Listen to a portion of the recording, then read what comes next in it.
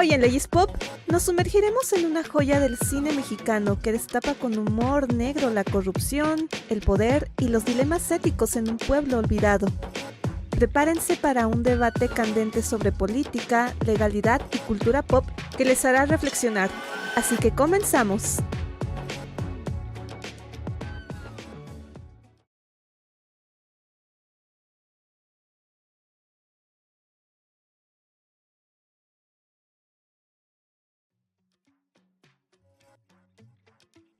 Muy buenos días, tardes o noches a la hora en la que ustedes estén viendo este nuevo episodio de Leyes Pop. Les habla Nayemil y espero que se encuentren de maravilla. Pues les traemos en esta ocasión una señora película, aprovechando que es septiembre, mes patrio, caray. Y para ello, permítanme por favor presentarles a mi invitada. Ella es licenciada, maestra y doctora en Derecho con mención honorífica por la Facultad de Derecho de la UNAM. Asimismo, ha sido premiada con la medalla Alfonso Caso al mérito universitario en maestría y doctorado. Ella pertenece al Sistema Nacional de Investigadores Nivel 2 y es la ganadora del 29º concurso al Premio a la Docencia UAM 2020. También es profesora investigadora titular C por parte de la Universidad Autónoma Metropolitana, Unidad Coajimalpa. Es maestra por oposición de Derecho a la Información por parte de la Facultad de Derecho de la UNAM. Es catedrática de la Maestría en Periodismo Político y Gestión Cultural, Escuela de Periodismo Carlos Septién García. Ella creó y coordinó el curso Introducción al Derecho de Acceso a la Información Pública de la OEA Trust de las Américas. Ha sido presidenta de la Comisión de Derechos Humanos del Distrito Federal. También fue integrante del Consejo Técnico de la Facultad de Derecho de la UNAM y además ha sido coordinadora de la colección de estudios jurídicos contemporáneos. Así que bien, mi estimada audiencia, vamos a arrancar esta reseña y este análisis y sobre todo esta plática tan sabrosa con nuestra invitada. Así que por favor, redoble de tambores. Les traigo en esta ocasión a la doctora Perla Gómez Gallardo. ¡Que se escuchen esas palmas!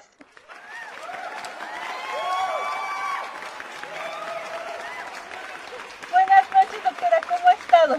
Bien, pues todo un gusto poder estar aquí en tu espacio siempre tan visitado, así que yo aquí a la orden para dialogar, aquí hacer un análisis, una reflexión sobre esta película que es más que recomendable para que la puedan ver en este mes patrio.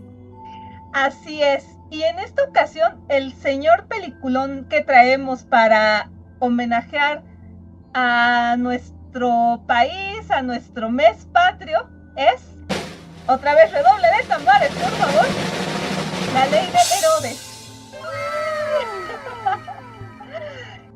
¡Qué señora película! Y bueno, la verdad es que, híjoles, yo creo que da, pero para diversos análisis, ahora sí que desde diversas perspectivas, penal, filosófica, psicológica, sociológica, política, pero ahorita vamos como que a darle una breve semblanza a todos estos aspectos, así como una pequeña embarradita para irla degustando, porque la verdad sí es, ahora sí que bocato di cardenale.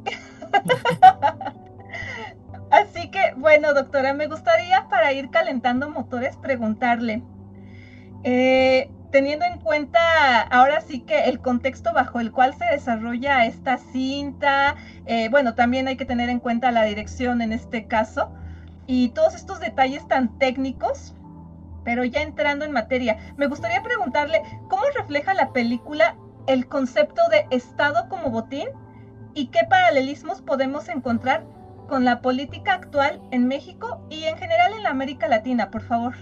Ay, bueno, es ahora sí que una excelente pregunta porque nos encuadra, ¿no? Aquí teniendo de fondo junto el espacio, ¿no? El lugar donde se desarrollan los eventos. Pues de entrada es esta dinámica muy afortunada que tenemos de contar con un director como Luis Estrada y aparte guionista que tiene en este ámbito pues diversas ya películas que van encaminadas a mostrar esa parte del rostro no tan que quisiéramos tanto para el caso mexicano y sobre todo para la región de Latinoamérica, porque pudiera ser cualquier lugar y es una microrepresentación de todo lo que implica la política, todo lo que implican los fenómenos de acceso al poder, de mantener el poder, de ir entrando en un desencanto, de manejar de una manera tan temeraria, tan frívola el poder, pero al mismo tiempo la simbolización, ¿no? Cada personaje muestra una forma de nuestra sociedad compleja y eso pues sí nos lleva a que tengamos pues un mosaico, antes que nada un mosaico, y vemos que lamentablemente, así como pudiéramos alguna época, ahorita que decías muy bien que sirve como para acercarnos a varias disciplinas,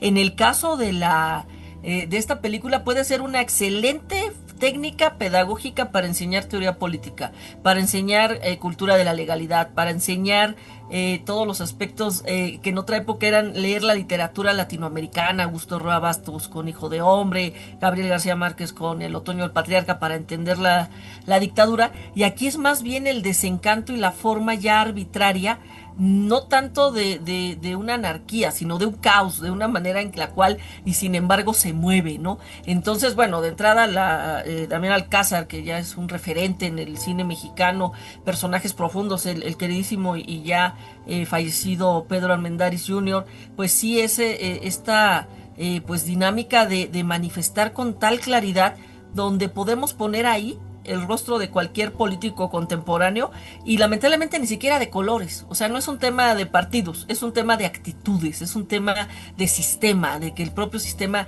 tiende a fortalecerse a sí mismo y generar estas condiciones. Entonces, creo que en primera es que puede ser aplicado, es atemporal. Es una película de 1999 que en pleno 2025 tiene su vigencia.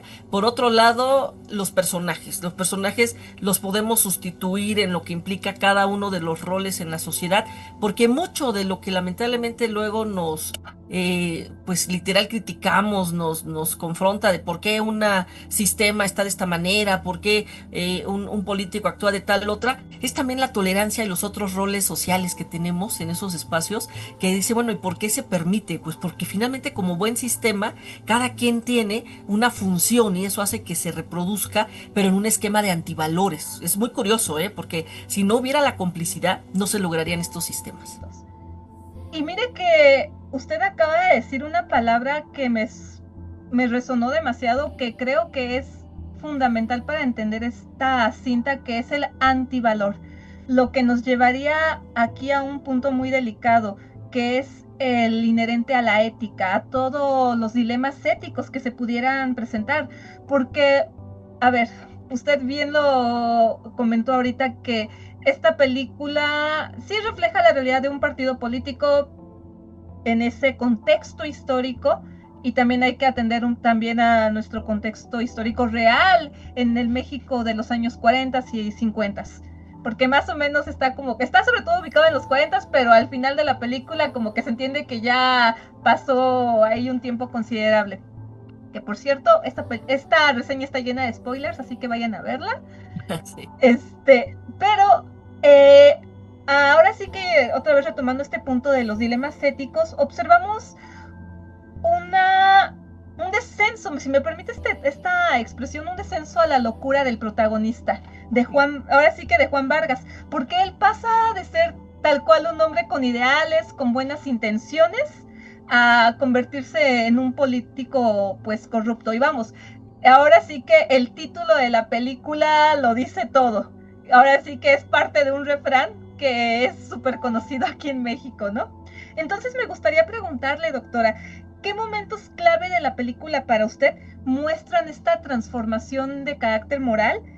¿Y cómo es que se ilustra el impacto del poder en la ética personal, en este caso de Juan Vargas, por favor?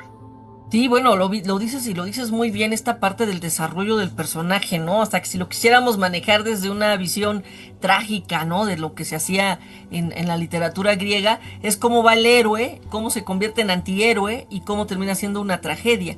Incluso, como bien señalas, el hecho de que vayan a ver la película y si no la han visto, pónganle pausa, vayan a ver y regresen aquí para que no les echemos a perder esos momentos. Viene esta esta parte donde incluso pareciera que va a acabar de una manera desastrosa para el protagonista y de repente vemos más bien que la tragedia consiste en que no sufre las consecuencias de su actuar y va justo esa transformación, cómo va tratando de acercarse, hacer la dinámica de lo que implica un ejercicio responsable del poder, pero los propios actores de esa comunidad se lo van impidiendo, le van mostrando que no le van a tolerar el que haga las acciones conforme a un esquema de ético, de congruencia, de responsabilidad. Y en cuanto empieza a medir las tensiones, en cuanto se da cuenta que puede empezar a utilizar a su favor las reglas hasta el punto, ¿no? Que creo que es uno de los momentos más emblemáticos de la película, porque pues no deja de ser una sátira y una comedia, pese a lo trágico, es una comedia bastante disfrutable, y que llega el propio personaje de Pedro Armendáriz a decirle: ¿cambiaste la constitución? O sea, cuando llega un punto en el cual dice, puedo hacerlo, lo hago en la lógica, justo regresando al tema de los antivalores, lo hago porque puedo hacerlo. Lo hago porque no tengo quien me frene para llevarlo a cabo. Y aparte, quien me lo impida, ya no salimos de un esquema de civilidad y vamos a llegar hasta el asesinato, vamos a llegar hasta el punto en el cual va a haber un paso sin retorno. Entonces, cuando él ya entiende esa dinámica y cuando entra esa transformación a convertirse en un ser cínico, pues ya incluso no hay un tema de conciencia, no hay un tema de pesar, de remordimiento, donde quiera reivindicarse en algún momento, no, o sea, es una luz donde él continúa ya cada vez en un descenso de su propio carácter moral hasta llegar al momento en que va a confrontar a quien lo puso ahí. Y justo es en la clase hasta psicológica, ¿no? De mata al padre, mata la simbología del poder y de la jerarquía, y entonces vas a aspirar, y como bien señalas en la etapa, porque muestra, pues sí, esos inicios, como lo decía Carlos Fuentes en la región más transparente, ¿no? La época posrevolucionaria, cómo se iban generando las instituciones, cómo se estaban organizando la propia creación de los partidos que luego se harían muy monotemáticos, muy homogéneos, hasta en una parte en la cual pudieran evadir, eludir cualquier forma de participación democrática, pero aquí es la parte incipiente. Entonces, ver que desde el inicio esta conformación institucional está podrida, y la cualidad y las características de quienes acceden ahí, su historia propia que los lleva a esos escaños, pues sí, no es un ejemplo a seguir, obviamente, hay que verlo como eso, como una comedia, porque pudiera convertirse hasta en una apología, ¿no? En el hecho de decir esas frases demoledoras de populares de el que no tranza no avanza, ¿no? O frases igual, no solo la ley de Herodes, sino el año de Hidalgo y el año de Carranza, siempre con una expresión de la palabra ya incluida en el diccionario de la Real Academia, de chingar, ¿no? O chingas o te chingan, ¿no? Es una parte muy de mexicana, ¿no? El tema de lacerar, el tema de la afectación. Entonces, pues, ¿quién es una persona que va a tener éxito? Pues el que logró literal chingar a los demás, el que llega bajo un esquema que pudo más y en una complicidad, en una cuestión de no aceptar ninguna consecuencia y al contrario, de ser premiado, o sea, en una parte hasta de justo todo lo que desencadena lo lleva a un escaño de otra envergadura donde literal vislumbramos ese personaje en poco tiempo convirtiéndose en la máxima autoridad del país, considerando que ese es el sistema que permiten que lleguen este tipo de personajes. Y aquí usted acaba de comentar una realidad que resulta hasta dolorosa, si me lo permite, porque no solamente en México, aquí sí me animo a decir que en todo el mundo, sobre qué está cimentada en la práctica la cultura política. Porque si observamos en la práctica, el derecho está supeditado a los intereses políticos en turno. En teoría, el derecho tendría que proteger los intereses de la sociedad. En teoría, pero en la práctica, ¿cuánto no se convierte en letra muerta para ser modificado, para ser reformado para los intereses de unos cuantos? Que es lo que justamente usted acaba de comentar, que se refleja fielmente en la política. Justamente esta escena que usted estaba comentando con relación a la manera en la cual Juan Vargas cambia la Constitución y demás normas jurídicas a su antojo, básicamente para hacer lo que a él se le venía en gana, básicamente. Entonces, Aquí, como usted bien decía, esta película sí que expone esta frase popular de la ley de Herodes, que o te chingas o te jodes, como un reflejo en este caso tal cual de la cultura política. Entonces aquí sí me gustaría preguntarle de qué manera esta mentalidad va perpetuándose y va perpetuando a su vez la corrupción y la impunidad en el sistema político mexicano, y qué alternativas llega a proponer la película, si es que las llega a proponer, para fomentar a su vez una cultura de legalidad o no. Híjole, es que sí está, te digo, todas tus preguntas son geniales porque provocan, ¿no? Son provocadoras y también para el auditorio. Yo espero que una vez que disfruten esta película se hagan este mismo planteamiento. Bueno, llega al extremo que no sé si recuerdas que hubo una entrevista que le hicieron al expresidente Peña Nieto, donde él afirmaba que ya el tema de la corrupción era cultural. Todos, no, ¿cómo creen? Qué barbaridad que acaba diciendo este personaje, ¿no? Pero luego nos vamos a las raíces de los momentos civilizatorios en la humanidad y leemos la columna de Hierro, donde narran justo de manera novelada la vida de Cicerón. Y Cicerón se pasa lamentándose de la corrupción. O sea, es un tema donde efectivamente ese lastre de la forma podrida, perversa, de acceder al poder y ejercerlo o mantenerlo o sacar un beneficio, pues justo Cicerón fue uno de los grandes impulsores en cuanto a lo que era la decencia, lo que era la actitud en el espacio público, de justo ser el servidor del acceso al poder como una nobleza de espíritu, de congruencia, de comunidad, de solidaridad, de ejercicio con un bien común. Y en cambio, pues vemos también la forma en que esquematizó el acceso al poder Maquiavelo, donde dicen, a ver, aquí nadie se confunda, aquí es un tema pragmático. La política no es ética, aquí es cómo accedo y mantengo el poder, ¿no? Pero también vemos gente como Gracián, ¿no? Ahorita que decías la parte noble de cómo buscar salidas, que hablaba del arte prudencial del buen gobierno, o sea, yo creo que mucho esta película sí llega un momento en que termina siendo agridulce porque es tan grotescamente nos ponen un espejo, ¿no? O sea, y no nos sentimos ajenos, que eso es quizá lo más triste cuando nos estamos riendo de cada evento que se va dando en el desarrollo de la trama, porque otra vez sustituimos al personaje y nos acordamos del policía, nos acordamos del político, nos acordamos del empresario, o sea, el tema mismo de la manifestación del burdel, ¿no? O sea, todo esto es hasta grotesco. Pero yo creo que en este caso, y entendiendo mucho la gran aporte que va a quedar siempre ya como un legado, y esperemos sigan saliendo más películas de Luis Estrada, es justo yo creo que la parte de mostrarnos frente a ese espejo para que después de la risa venga la incomodidad. Venga el que saliendo de esa función o terminándola de ver en alguna aplicación, en familia, en pareja, en amistad, hablemos sobre, bueno, esto que está pasando, porque nos genera risa y luego nos deja un mal sabor de boca. Y yo creo que mucho se maneja en el enfoque de sistemas que cuando todo está mal, con que cambies algo, ya empiezas a hacer la diferencia.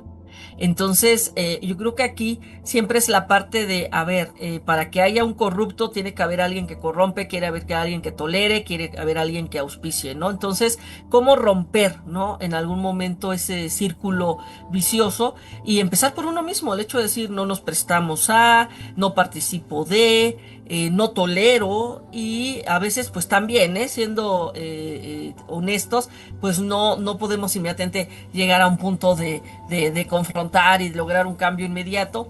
Lo decía muy bien el propio Jorge Carpizo cuando hablaba en su libro de Anatomía de Perversidades, que vivimos en una sociedad donde el ratero es el que grita agarren al ratero, donde el que es honesto termina siendo el perseguido, porque los que están en contubernio terminan teniendo la complicidad y hacen se unen justo para excluir colocar como el enemigo a la persona que más bien nos está evidenciando en su corrupción. Entonces, esos escenarios, pues sí son muy al estilo que decía Camus, Albert Camus en El hombre rebelde y todo lo del mito de Sísifo, ¿no? O sea, va uno con esa piedra y lo regresan, ¿no? Y va otra vez y está pasando un fenómeno muy interesante a nivel mundial, que es lo que le llaman la llegada de la cacocracia, la llegada de lo peor. Personas que actúan de manera decente, personas que son congruentes, que no quieren participar de la corrupción, ya no se acercan a esos espacios. Ya mejor se dedican a sus actividades personales, académicas, económicas, oficios o profesiones, lo que consideran para poder vivir dignamente, pero no se involucran en una participación más activa del espacio público. ¿Por qué? Porque saben que va a haber cuotas, porque saben que va a haber cuates, porque saben que si se entran a concursar nada más legitiman y se la van a dar en el nepotismo a alguien más, etcétera, ¿no? Entonces, si no quieren participar de eso, mejor se alejan. Sí, pero eso hace que los que estén en este momento en los roles de poder sea toda una sección de personas sin perfil, sin habilidades, sin escrúpulos, y estamos viendo como una fotografía que genera incluso un mayor rechazo, ¿no? Un alejamiento y un sentido de oportunidad, porque también a quien le dan pan que lloren, dirían los clásicos, usando justo la frase de la ley de Herodes, de bueno, pues si aquí estoy, pues ni modo que no, frase tan horrible esta de no me des, nada más ponme donde hay, ¿no? O sea, es que en el serie de frases que tenemos en el imaginario cultural mexicano, sí preocupan la cantidad que tiene que ver justo con estos momentos, ¿no? Entonces, yo creo que esta parte, por un lado, es esa incomodidad después de disfrutar una excelente actuación, trama, todo, que nos hace reír, pero luego ya la risa termina siendo una preocupación. La segunda, el tema de provocarnos a reflexionar, el cambio de actitud y el hecho de, pues de que de repente vemos que está eso desde los 20, 30, 40, 50, seguimos, cambiamos siglo y todavía hay prácticas de esas características, ¿no? O sea, sí sorprende de repente que pese a los avances de tecnologías y demás, la cara dura, el cinismo, pues sigue siendo un factor para la permanencia de personajes luego impresentables o reciclados de la política nacional. Entonces, pues sí es, pues, sobre todo esta invitación al diálogo, a la reflexión sobre qué me provoca, qué me hace sentir, incluso un tema anímico, qué me hace sentir, qué sensación me deja ver este tipo de contenidos. Y mire que estaba pensando, ahorita que usted estaba comentando a Maquiavelo, o que lo mencionó, para mí, si me pregunta, la política es un acto seductor, es el acto seductor por excelencia. Entonces, cuando observamos a todas las personas que aparecen, en este caso en San Pedro de los Aguaros, siendo seducidas, porque ya no solamente estamos hablando del propio Juan Vargas, estábamos hablando, por ejemplo, de la dueña del burdel, del sacerdote que era quien realmente tenía el poder, y eso me hace remontar a una película que a su vez tuvo, ahora sí que fue basada en hechos reales, que fue la película de Canoa, que Sí, bueno, o sea, claro, o sea, fuertísima. sí, de hecho, si me lo permite, luego la voy a invitar para que hablemos de Canoa. No, la platicamos, pero sí, esa fue incluso avanzada a su tiempo, ¿eh? Es un tema muy fuerte, muy crudo.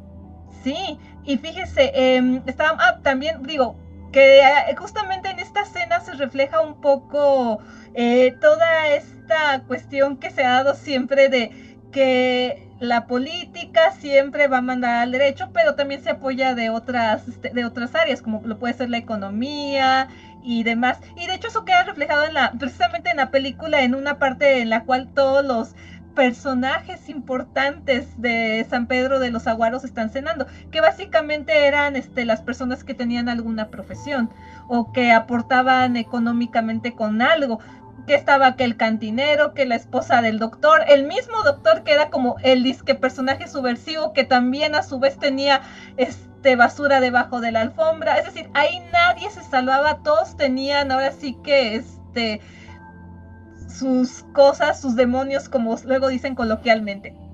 Pero justamente este detalle, esta escena es un ejemplo perfecto de todo lo que fue la película, que como tal es una sátira. Y entonces aquí sí me gustaría preguntarle, doctora, ya que la ley de Herodes pues usa evidentemente el humor negro y muchas referencias culturales, sobre todo mexicanas, para criticar el sistema político y en general todo el sistema, en especial aquí en México. Es entonces cuando me gustaría preguntarle cómo es que logran el director Luis Estrada y el elenco conformado principalmente por Damián Alcázar y compañía transmitir los mensajes sociales profundos a través de la comedia satírica, y qué elementos de la película la convierten en un clásico de la cultura pop mexicana, porque sí que lo es. Sí. Pues mira, esta parte, como bien señalas, el el tema y no es no es menor. De repente cuando estamos ahora en esta etapa que pasamos de una polarización un poco pues desafortunada, ¿no? De ellos y los otros y demás, pero de repente viendo el sentido de los análisis del discurso, sí es real el tema del clasismo, sí es real el tema de la desigualdad, o sea, esta parte del privilegio de acceder a un bien, el privilegio de acceder a una educación, al tener estos perfiles, entonces lleva a un momento en el cual pues hay un amplio margen de personas que no tuvieron la posibilidad de tener estas habilidades que se les desarrollaran o la posibilidad de entender incluso el propio la complejidad de los sistemas, y hay esa clase que se junta, esa clase que se reúne para dominar casi casi al mundo, dirían las caricaturas de hablando de los noventas y la cultura pop, de cómo se hacen los contubernios y cómo justo esta parte de la complicidad. Y al mismo tiempo yo creo que una parte muy muy afortunada en todo lo que hace la trama de la película, un excelente guión, ¿no? O sea, el tema de cómo quedan perfectamente perfilados cada uno de los personajes y lo que simbolizan. Y otra, pues la capacidad histriónica de actuación, de representación, porque es casi, estamos en presencia en algún momento más en esa escena como una obra de teatro. O sea, un tema donde las personas dejan rompen incluso lo que le llaman, ¿no? De la cuarta pared, de ver hacia el público, de que la persona se sienta parte de esa mesa y escuche y voltee y vea de un lado y otro cómo están pasando las actitudes de cada quien, y están muy bien perfilados. O sea, creo que no les faltó nadie de los símbolos de lo que puede ser en la complejidad de la sociedad, desde el propio profesionista, las incongruencias incluso de los discursos de repente desde la ideología, no se diga el clero, ¿no? Que si bien somos un estado laico y no hay una religión oficial, pues quizás ahora hay más pluralidad en los temas de cómo se acercan las personas a la fe, ya más diseminada, más en otras vertientes, ¿no? Que no necesariamente solo lo católico, apostólico, romano, pero es real que en alguna época muy muy importante y todavía de manera predominante la Iglesia católica, y conste, no estamos hablando de la fe y la legítima creencia sobre la religión, estamos hablando de la institución, de la iglesia, y cómo es un factor que cuando la vemos en momentos históricos determinados ha favorecido la permanencia en el poder o la legitimidad en el poder de impresentables. Entonces, pues sí, no necesariamente hay una congruencia en lo que se maneja, y luego la parte efectivamente de cómo se negocia, de cómo hay ese forma esbozada, porque finalmente son los privilegios, finalmente es cómo logran mantener su estatus, cómo conservan esta situación del ejercicio del poder, y como bien señalas el poder, pues sí, el elemento del derecho, incluso ahora retomando las vertientes marxistas y del análisis que hacía de los propios derechos humanos, Marx decía sí, siempre y cuando no sea para perpetuar a la burguesía frente al proletariado, y sí tomando en cuenta la parte más importante que es la libertad. Entonces, vemos que incluso en los análisis más críticos del derecho puede ser un verdadero reivindicador, con todo y que Marx en algún momento manejó que el derecho era una forma del statu quo de la clase dominante. Y en el caso ya de estas vertientes justo de cómo acercarse desde otras disciplinas al ejercicio del poder, pues no podemos dejar de fuera el poder económico. O sea, eso es un poder fáctico, determinante, que incluso, como se ha manejado en algún momento, ¿no? Esa simbiosis entre qué es más importante, tener dinero o tener poder. Y hay quien dice, no, el dinero me llega, me puede permitir acceder al poder, pero el poder me va a permitir acceder al dinero. Entonces, pues otra vez, ¿no? Son esas dinámicas donde se alejan a un nivel preocupante de lo que serían premisas éticas, es servirse a sí mismos, y sobre todo en el uso legitimador del lenguaje, porque al final cuando está dando el gran discurso el ya diputado, ¿no? Ya está con mejor percha, otro escenario ya retocado, ¿no? Como se veía de ser un político del barrio, del pueblito, ahora estar en la capital, por lo que se perfilaba en ese cierre, pues es un uso adecuado del lenguaje, una cuestión donde nadie ni por error va a decir venimos a saquear, a beneficiarnos, a beneficiar a nuestras familias. No, van a manejar por la patria, el tema de los valores, de la soberanía, de los temas importantes, pero pues en ese discurso esbozado que les permite ya en el contubernio manejar los otros escenarios del beneficio personal, y sobre todo el de no abrir espacios para la disidencia o las reivindicaciones que hay, y hay muy buenos ejemplos en la historia y en el cine de personas que sí han llevado de por medio su vida para defender una causa legítima y que no son ejemplos de vida, son ejemplos que tenemos que honrar en la memoria, porque justo nos muestran que sí puede haber una diferencia pese a lo desolador que puede ser estos tipos de personajes.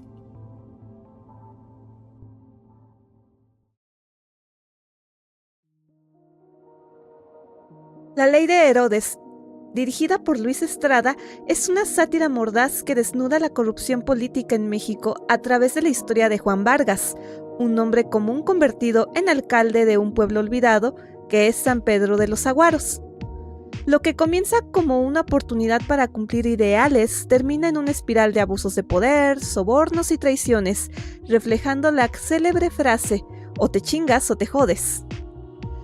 Con un elenco estelar liderado por Damián Alcázar, la película usa un humor negro para exponer cómo es que el sistema político mexicano, encarnado en el PRI de los años 40, perpetúa la impunidad y la desigualdad, mientras las comunidades marginadas, especialmente las indígenas, quedan atrapadas en el juego del poder.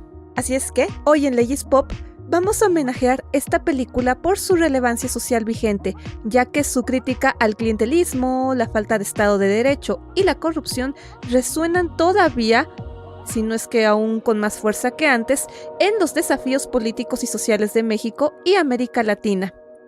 La película no solo es un clásico de la cultura pop por su ingenio y diálogos icónicos, sino porque esta película es un recordatorio de la necesidad de la participación ciudadana en nuestros tiempos.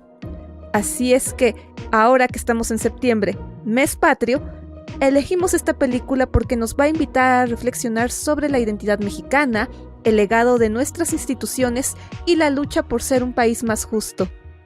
Así que mientras celebramos la independencia, la ley de Herodes nos reta a cuestionar si realmente hemos roto las cadenas del abuso del poder. Así que es un must para entender nuestro presente. Continuamos con el episodio.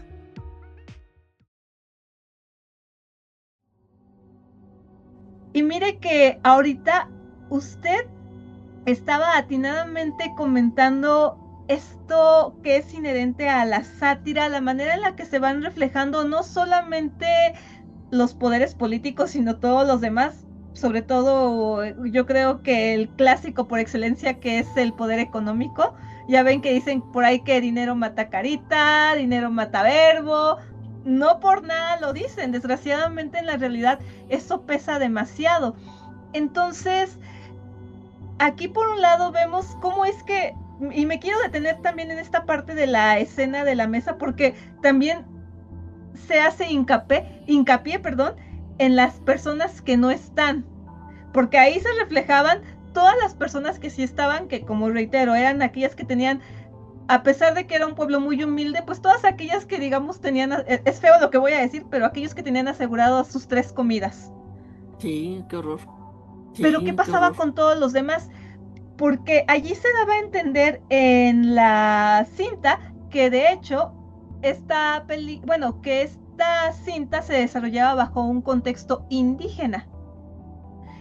¿Y qué pasa ahora sí que con uno de los grupos en situación de vulnerabilidad más marginados, más silenciados, y no solamente en este siglo ni en el anterior, sino ahora sí que desde la misma conquista, que es, a todos los integrantes en este caso de los pueblos indígenas? Bien lo decía Rius en un libro que se llama Ni Independencia ni Revolución. ¿Cuál revolución? ¿Cuál independencia?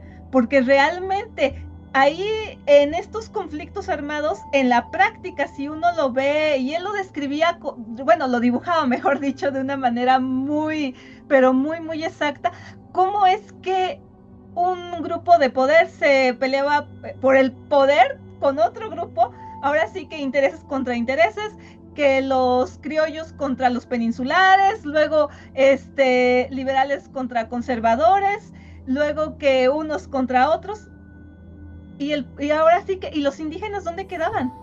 Y justamente en esta película se reflejaba eso. De hecho, cuando Juan Vargas llega al pueblo, justamente con la primera persona con la que él se encuentra, ya que venía manejando su vehículo con su esposa, era precisamente con una persona que no hablaba, en este caso, español.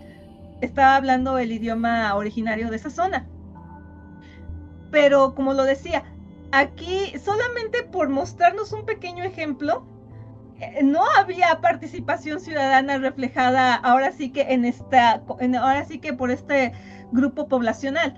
Y ya ni decir de otras personas, ¿no? Ahora sí que parecía que la única voz que se escuchaba, o mejor dicho, el único sonido que sí se escuchaba era el sonido de las balas, tal cual, que era el sonido en este caso de la fuerza, de la coacción.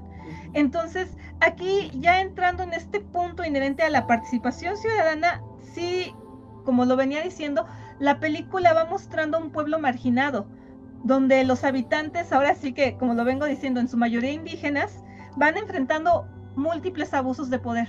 Por ello es que me gustaría preguntarle qué lecciones sobre la participación ciudadana y el Estado de Derecho nos deja esta cinta y cómo podrían aplicarse a los desafíos sociales actuales en comunidades vulnerables, por favor. Sí, no, pues esto que señalas, efectivamente, y así como hacías en la pregunta anterior, ¿no? De quiénes están en esa mesa, lo que te comentaba del simbolismo del rol de cada uno, pero también viene la otra gran pregunta, ¿no? Las ausencias, quiénes no están en esa mesa, y estamos viendo justo coyunturalmente por la etapa que señala el escritor y director en la película, pues era esa apenas configuración institucional de los poderes, del acceso al poder, de la organización, y la participación ciudadana no estaba tan latente. Obviamente el tema de la exclusión por marginación en el uso del idioma, de los ritos, de las culturas, pues es un lastre que se evidenció en ese 1 de enero de 1994, donde nos amanecemos en el supuesto primer mundo celebrando un tratado de libre comercio, y en ese momento hay un levantamiento del movimiento zapatista. Entonces vemos esa gran deuda que ha habido históricamente, esa invisibilidad de lo que son nuestros pueblos originarios prehispánicos, todo lo que implicó el apabullante manejo de literal enterrar sus edificios, enterrar para fincar en ellos la dichosa ciudad de los palacios, el hecho de que tardáramos un siglo, de 1917 al 2017, a que se tuviera la gran idea de traducir la Constitución al náhuatl cuando hay más de 120 lenguas, ¿no? O sea, esta parte, pues sí, es bastante lacerante, es un tema de una necesidad, uno, de visibilizar esas omisiones que se han tenido ahí latentes, y otra, el tema de cómo no se configuraba, pues obvio, en la marginación, en el nulo acceso a la educación de las personas, esta configuración de la sociedad civil. Mucho el punto de inflexión en el caso de la Ciudad de México se maneja a partir del sismo de 1985, el tema de la gente superando la organización del gobierno que quedó paralizado con el horror del terremoto, pero la gran palabra, ¿no? Que luego se utilizó políticamente, pero que es el verdadero ADN axiológico de lo que es ser mexicanas y mexicanos, que es la solidaridad. Entonces de ahí también en el reencuentro en el espacio público nace esta forma también de la organización ciudadana, y pues de ahí no hay marcha atrás, se fue haciendo reivindicaciones que a la fecha la capital del país, y ahora pues ya no, también en los movimientos más amplios ya de acceso al poder en gobernaturas y la presidencia, pues se asumen y se entienden desde una visión de izquierda, ¿no? Y con una serie de ritos, de símbolos, como tratando de recuperar, ¿no? No necesariamente siempre en las mejores formas de lo que uno esperaría, más allá de los rituales y que a veces se puede trivializar, sino ya esperando esta parte de ciertas reivindicaciones. Así que en esta película sí lo muestra, es que la verdad sí es una pieza magistral, porque es muy sutil, ¿no? Así como lo detectaste. Entonces, esa es una cuestión que debemos tener cuidado.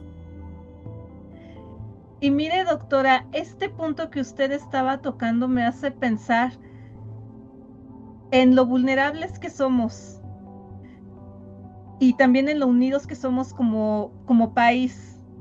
Porque y ahora sí que, mire, usted ahorita que comentaba lo del sismo del 85, y vaya, estamos en septiembre. Ahora sí que... Sí, no, toquemos madera, porque tendrías todo un 2017 desastroso, y pues siempre en la memoria, en el corazón, todo honrando a las víctimas, porque estos desastres siempre nos muestran justo ese lado muy, muy nos conmueve de la reacción social, pero al mismo tiempo pues hay mucho dolor, ¿no? Entonces siempre se conmemora y se respeta esas etapas trágicas de la sociedad mexicana.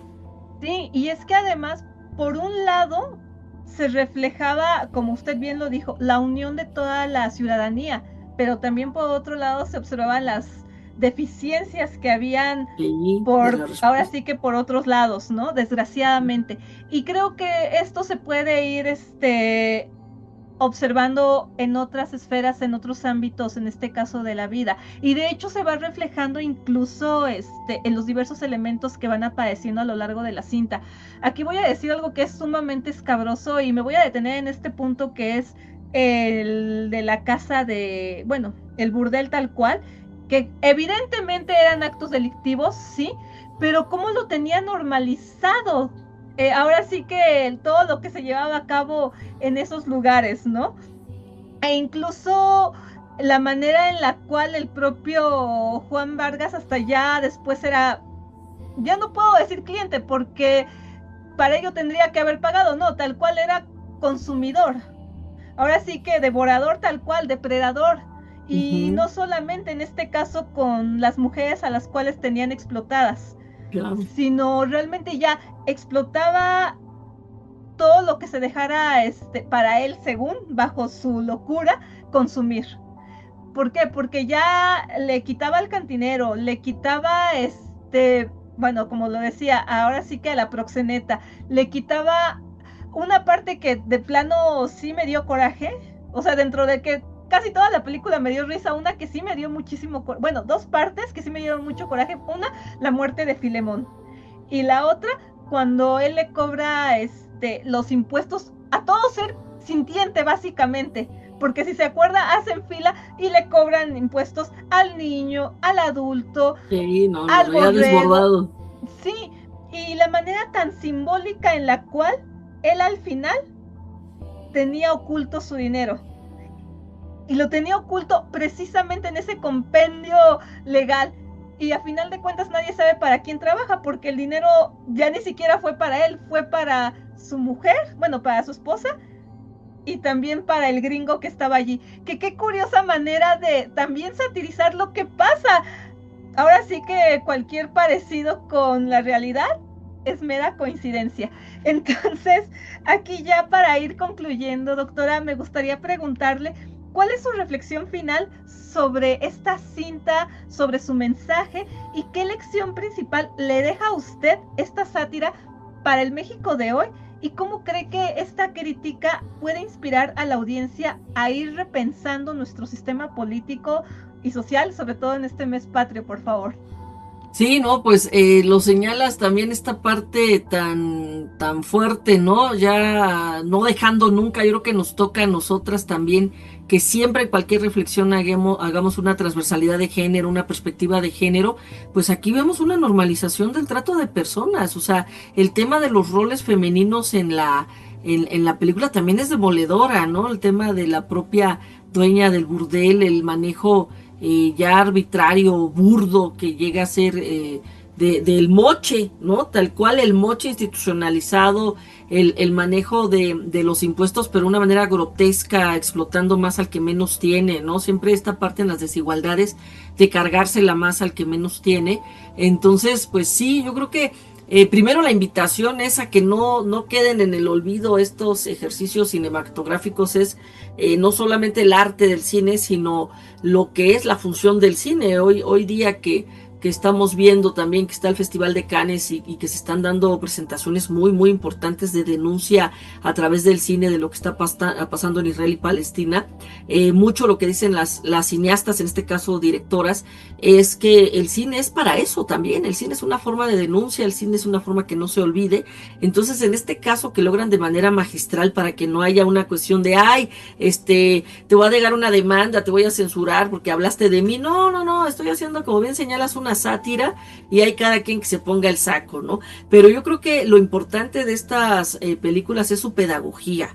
Las podemos utilizar ya. Sobre todo las generaciones que por circunstancias de edad no las vivieron ni en el cine ni en ese momento y están ahí latentes y no han vivido lo que fueron las luchas por la democracia, lo que ha sido pasar de monopolios a otros ejercicios plurales, aquí mismo, ¿no? Tener estas plataformas para tener espacios diferentes, no estar esperando que se abran las puertas en los monopolios, en los poderes fácticos de los medios de comunicación tradicionales. Entonces, todas estas vertientes, yo creo que lo primero es sí, de manera creativa, de manera, pues sí, no imponiendo, sino poniendo tal cual, proponiendo en diversos espacios que las juventudes tengan la posibilidad de conocer estos contenidos. O sea, no dar por sentado que los conocen o que entienden lo que están denunciando en cierto contexto.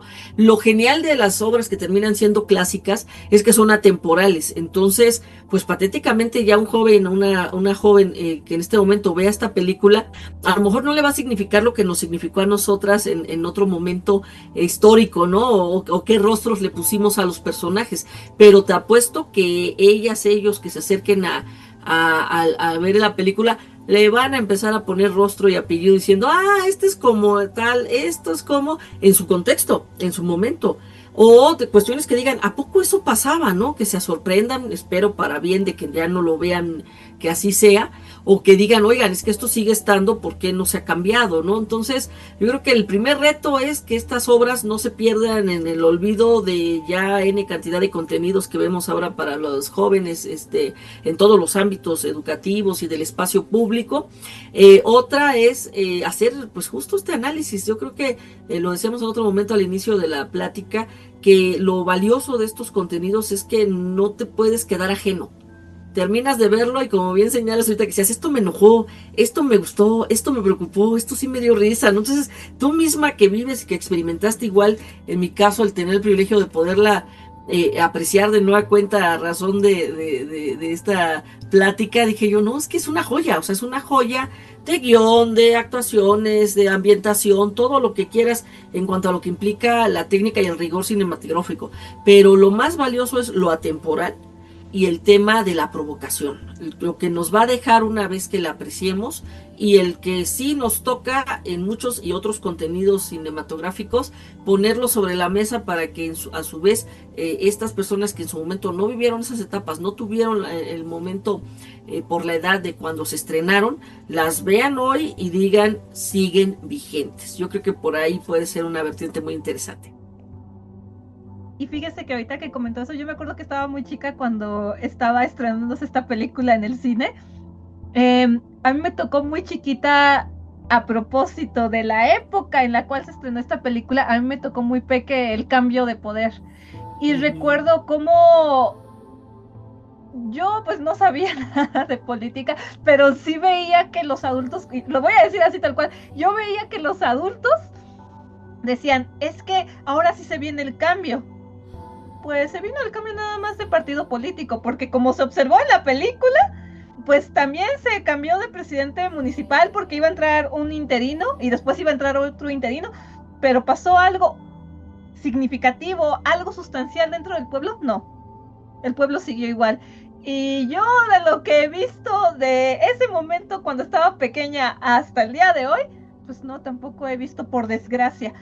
Pero como usted bien lo comentó, esperemos que esta cinta realmente, para toda aquella persona que pueda tener el privilegio, si me lo permite, el privilegio de disfrutarla, la verdad sí está muy divertida la película, pero también deja y alimenta al alma, pues que de verdad se queden con esta sustancia, con esta esencia que transmite justamente esta cinta, que es el espíritu de crítica, el espíritu ahora sí que confronta en este caso al poder que estaba, bueno, en ese momento estaba un partido político, pero que se siga viendo con esa misma mirada a día de hoy o el día de mañana, que otros observadores tengan el gusto ahora sí que de disfrutarla. Entonces, ya para ir finalizando, doctora, y pues claro está, agradeciéndole muchísimo su presencia en este espacio que es su casa, me gustaría por último preguntarle cuáles son sus próximos proyectos, planes y en qué medios podemos contactarla, ya sean redes sociales, email o demás, por favor. Gracias, sí, pues todos los temas de coyuntura, en los temas ahora de derechos emergentes, está todo un boom, ¿no? Ya será también ahora que traes toda esta vertiente de cinematográfica, no, bueno, puedes hacer toda una serie en cuanto a lo que era ciencia ficción y ahora ya llegó como un cotidiano, todos los retos de inteligencia artificial. A mí ya me trastocó mi disciplina, que es el derecho de la información, sobre lo cual me he especializado. Y la inteligencia artificial, más que un fin en sí mismo, es una herramienta. O sea, finalmente es una herramienta. Pero a mí sí me está preocupando el insumo de esa herramienta, que es la información.